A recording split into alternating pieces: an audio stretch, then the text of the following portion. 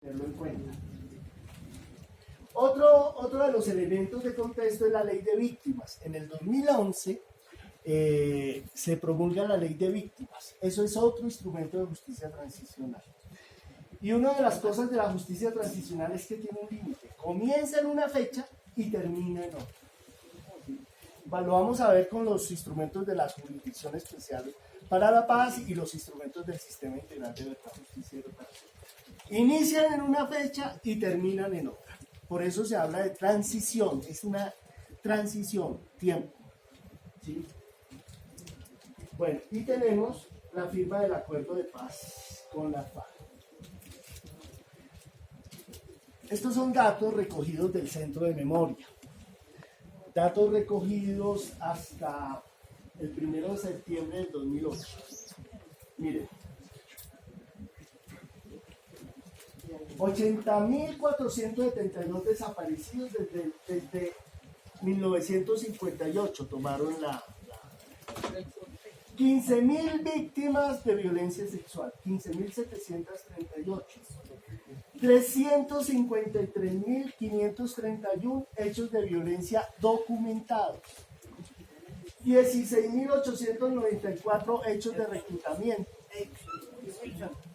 1.133 minas afectados por minas antipersona, 177.000, miren esta cifra, 177.719 asesinatos selectivos. Concejales, alcaldes, líderes, lideresas, comerciantes que fueron asesinados. Representantes de diversos partidos políticos de derecha y de izquierda fueron asesinados.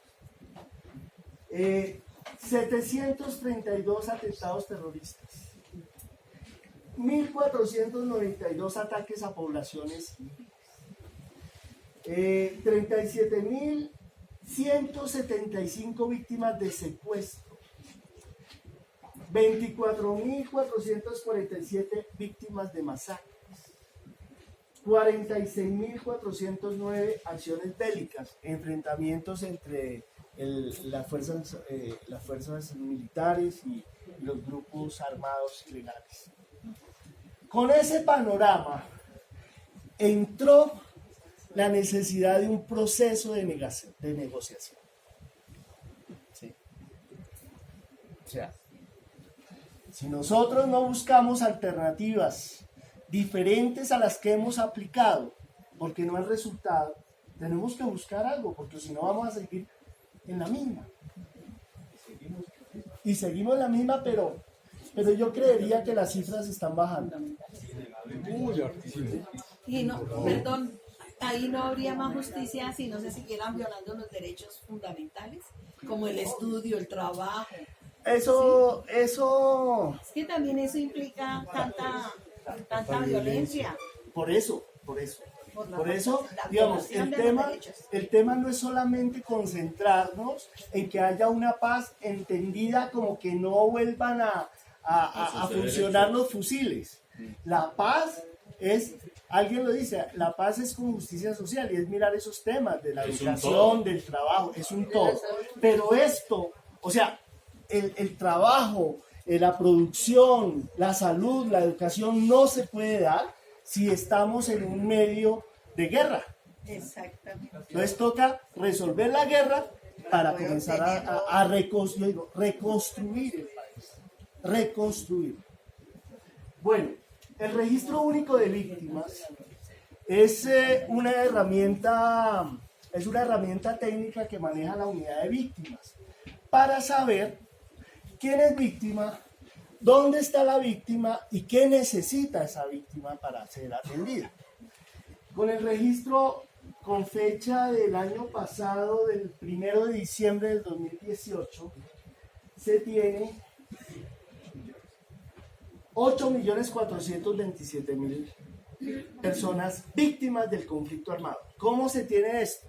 Personas que fueron victimizadas desde el 1 de enero del 1985 hasta la fecha. ¿Perdón?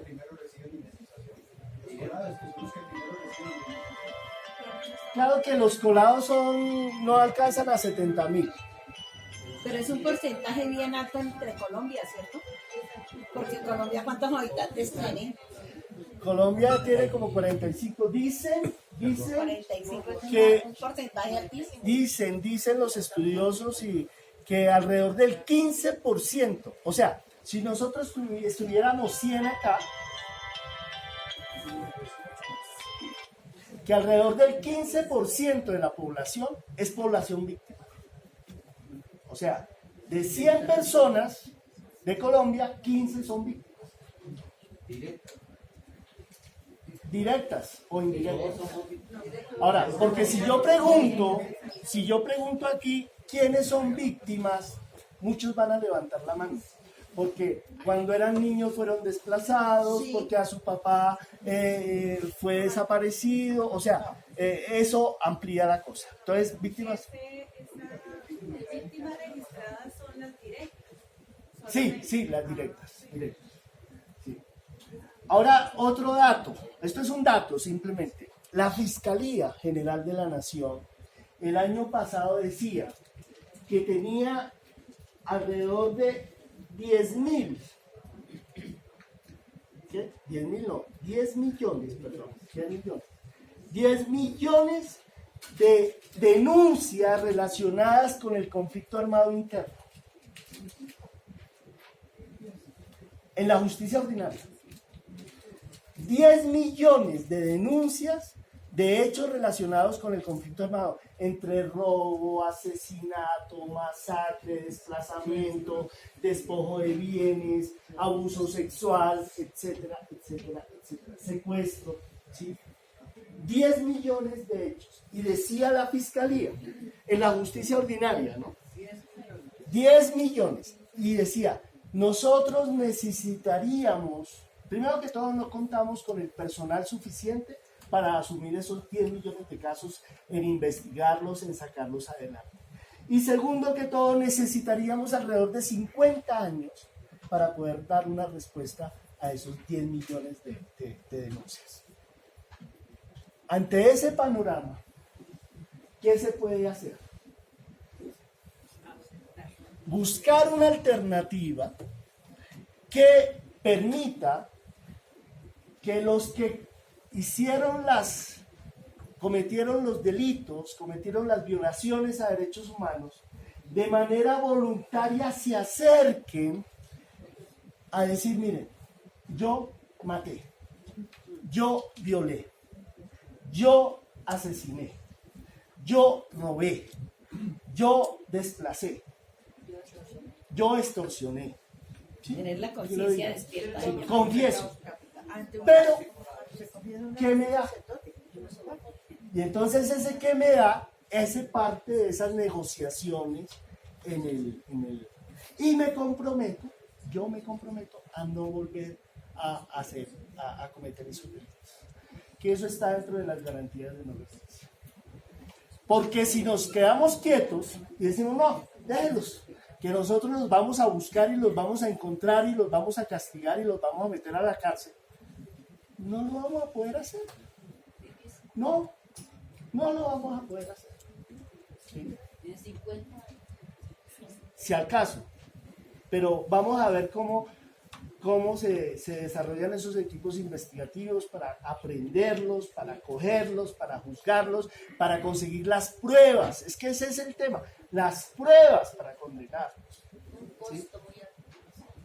Además, y sigue la violencia, ¿sí? Y sigue el conflicto, y siguen las víctimas. Entonces, una estrategia fue esa.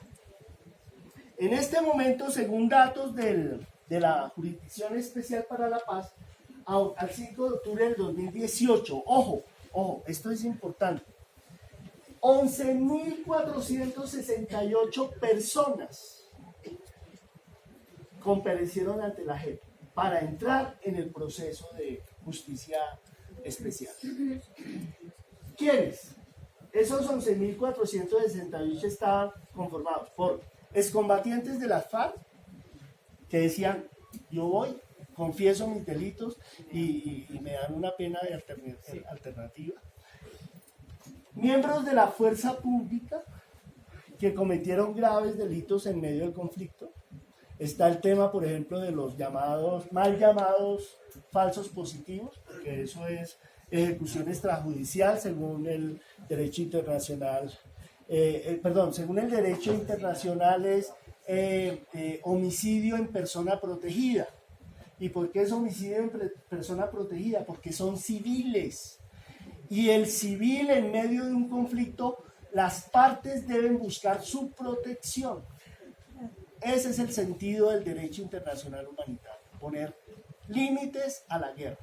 Y uno de los límites que se le pone a los combatientes cuando están en guerra, usted a los civiles los respeta y los protege. Usted está armado, los civiles no, y usted tiene que garantizar cuando se cruce con ellos la protección de esas personas. Eso es un mandato del derecho internacional humanitario. Entonces, señora. Pero cuando, por ejemplo, se habla de los jóvenes que fueron selectivos para llevárselos a la guerra y los asesinaron allá, ¿eso cómo se le...? Reclutamiento de menores. Eso es reclutamiento forzado. No, pero los asesinaron. No. Porque por ejemplo, el tipo de jóvenes que llevaron de Suacha, Sí. Eso, digamos, técnicamente, a ver, les cuento, ¿para qué se los llevaban? Hubo un momento en que las autoridades máximas del gobierno les exigía a las fuerzas militares tener resultados. Tengan resultados. ¿Y cuáles eran los resultados? Presenten guerrilleros muertos. ¿Sí? Guerrilleros en combate. Era básicamente muertos. Sí, en combate o no, pero muertos. Esa era, necesitamos resultados. Y los resultados era presentar al enemigo muerto. Pues les daban ascensos, les daban permisos, les daban felicitaciones para la hoja de vida. Entonces ellos, ¿qué se iban a poner a enfrentarse con la guerrilla? Pues cogían a los muchachos indigentes, ¿sí? Les decían con cuentos de que les iban a ofrecer trabajo, ¿sí? Se los llevaban, los ponían, los disfrazaban de militares y los mataban. Y los ponían a correr. Sí, exacto. Sí, Escapando. Eso era lo que se llamaban los falsos positivos. ¿Para qué? Para decir, mi comandante, miren, me encontré con 20 guerrilleros, aquí tengo los cuerpos, los maté a todos. Sí, y les ponían armas, y toda la película. Y resulta que eran muchachos que, digamos, eran civiles, y esa era un delito de lesa humanidad, que debe ser juzgado. Entonces, estos miembros de la fuerza pública van, y también agentes del Estado que no eran miembros de la fuerza pública, pero sí ayudaban. ¿Sí? Entonces, por ejemplo, había un civil que trabajaba en la guarnición militar y que llevaba la contabilidad, pero él le daba datos, le daba información, conseguía las personas, le tengo las personas y se los conectaba con los militares. Sí. Exactamente, eso es un ejemplo, agentes del Estado como los del GAS. Bueno, 11.468 el año pasado ya entran en proceso de justicia especial. ¿Listo? ¿Hasta aquí vamos bien? ¿Preguntas, dudas, comentarios?